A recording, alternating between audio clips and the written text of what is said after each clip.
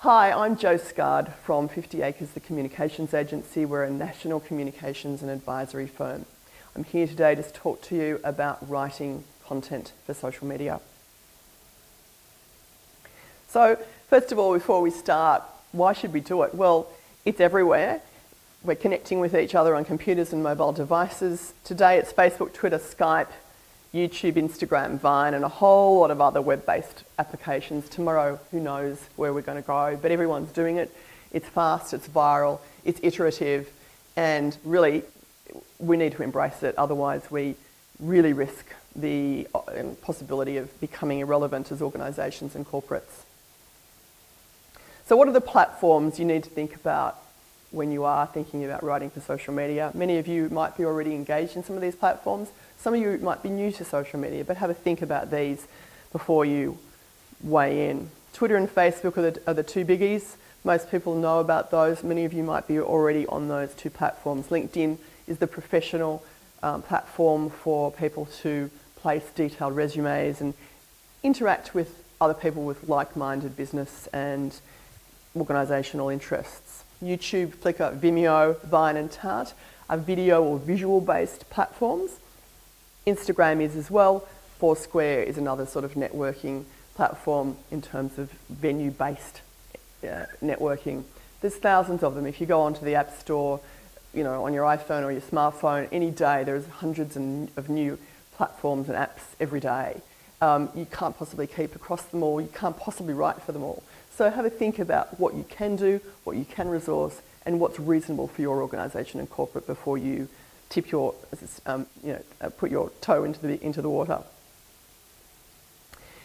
First of all, before you start, you need to think about content and tone. So communicating the small stuff, not just the big picture, I think is important.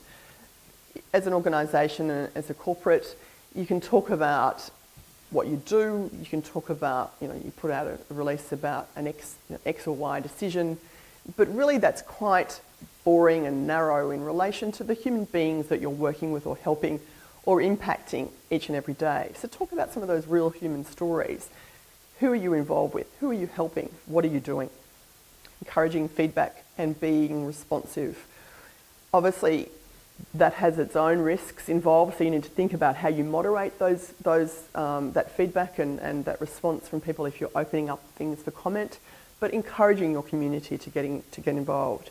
Keeping it personal, not overly personal, but making sure that you are talking to human beings, you're communicating to people, you're not just putting a series of words onto a feed. So keep it real and keep it human.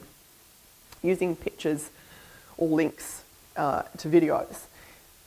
The research has shown that linking to videos and pictures radically increases the connectivity that people have to you and their likelihood of clicking on what you're doing. So have a think about how you can use photos and videos when you're writing for social media.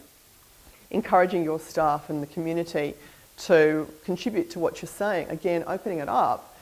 There are risks involved with that, so thinking about who might be your moderator for those sorts of exercises. But it is a really useful tool to get your community or your staff or your organisation involved. Let's think first about Twitter. So what are the benefits of Twitter? Everyone's there, it's fast and efficient, and it's a really great way of getting your message out there. It's really good for networking. It's particularly useful for engaged and intelligent stakeholders.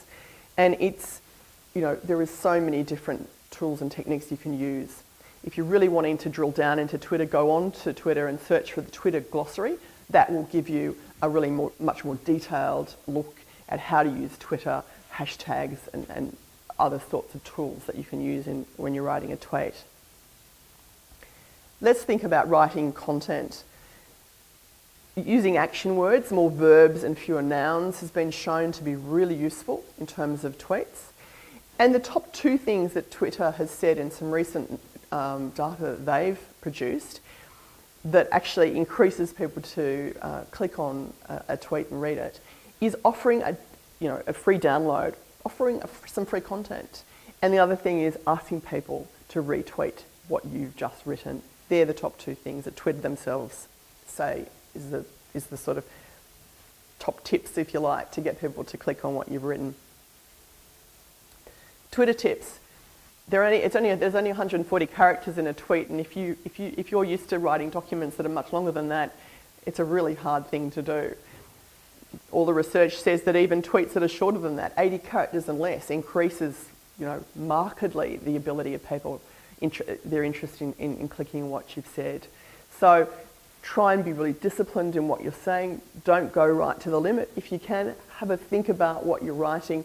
Practice it. You don't have to practice it live on Twitter. Practice it on paper or somewhere else before you actually just weigh in there and roll your sleeves up and do it. Use just 2 hashtags or 1 per tweet is really advisable. Avoiding slang and abbreviations is really important as well. Don't talk in technical jargon.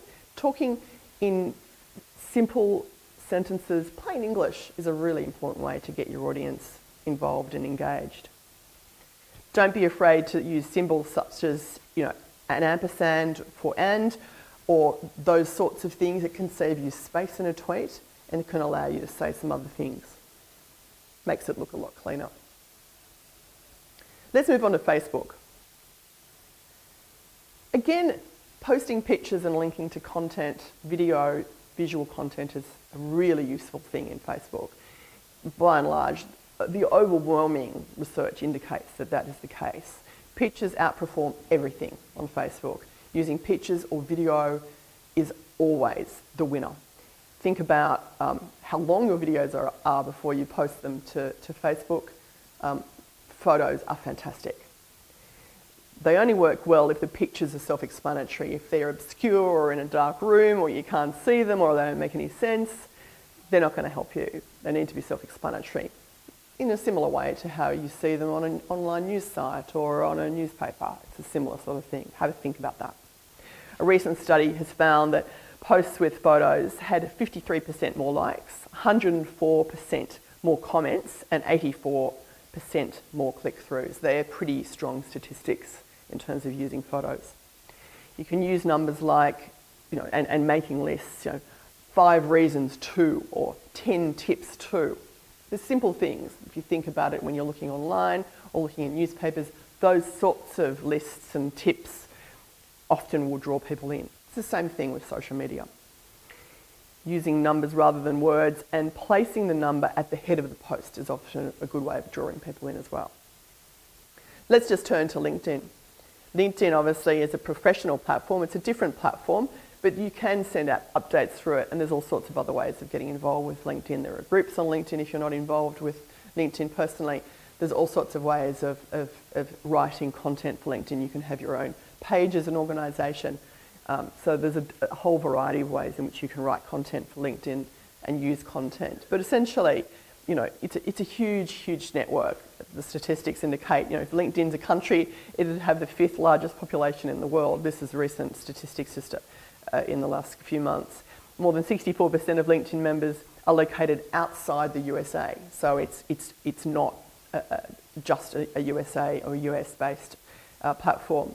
Members in Australia exceeded 4 million in March of last year, in 2013, and that's a 300% growth since 2010. That's a huge growth, and that growth is continuing. LinkedIn is available in 19 languages, and it's got 180 million unique monthly visitors. That's a January 2014 statistic. So they're all pretty important statistics to have a think about and why to be on there. Being LinkedIn ready, you need to be able to be found. So like other social media, LinkedIn's a great way to increase your visibility on Google. Search yourself, see whether you come up in LinkedIn. You should be there. Building your community, it allows you to create a professional community around your organisation, or by your organisation pages, or creating groups. They're not-for-profit, or as a company, or as an agency, you can create a group of like-minded people and relate to them and get them engaged. It's a really powerful research tool. How often have you relied on it in terms of compiling briefing notes about stakeholders or different organisations or people? It's a really useful research tool as well. In terms of writing content for LinkedIn, it's a very similar way that you would write for either Facebook or Twitter. The updates probably are best being short and simple. But you can also, in the groups, post longer things like you might do for Facebook. So it's a very similar sort of platform in that sense. Troubleshooting.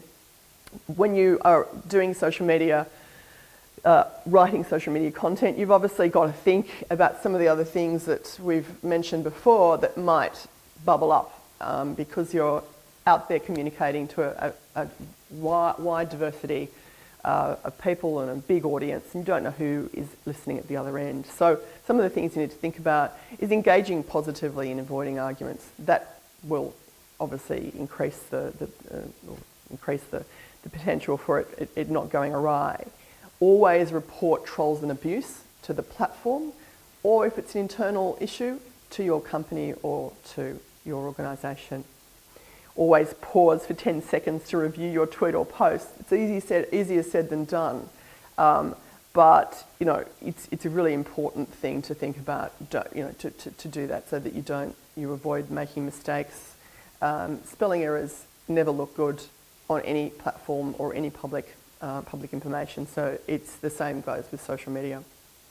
Don't engage when you're not in the right state of mind, late at night when you're tired, or you may have gone out to dinner or whatever else. Think about the times when you're going to engage, particularly if you're doing it professionally, representing your organisation or company.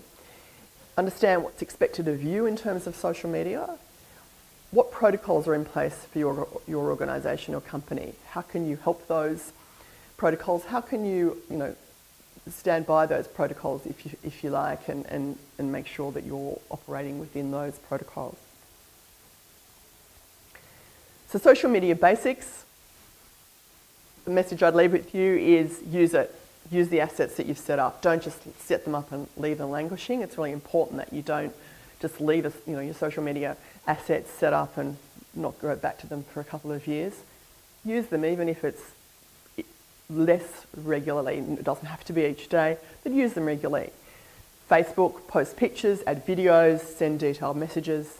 On Twitter, they're useful for short message bursts, event updates, blog post pushes, or breaking news in terms of your own organisation or company. YouTube, it's a video medium and it's got a huge search capacity if you've got the capacity to service it. Platforms like Flickr, you can use those as well to publish photos. The bottom line is you need to be able to resource these platforms before you use them. So choose them carefully, make sure that you can resource them before you start doing them. But if you're not on them, you're not going to be able to persuade people or inform them by silence. So it is important to get out there and get involved. Thank you very much.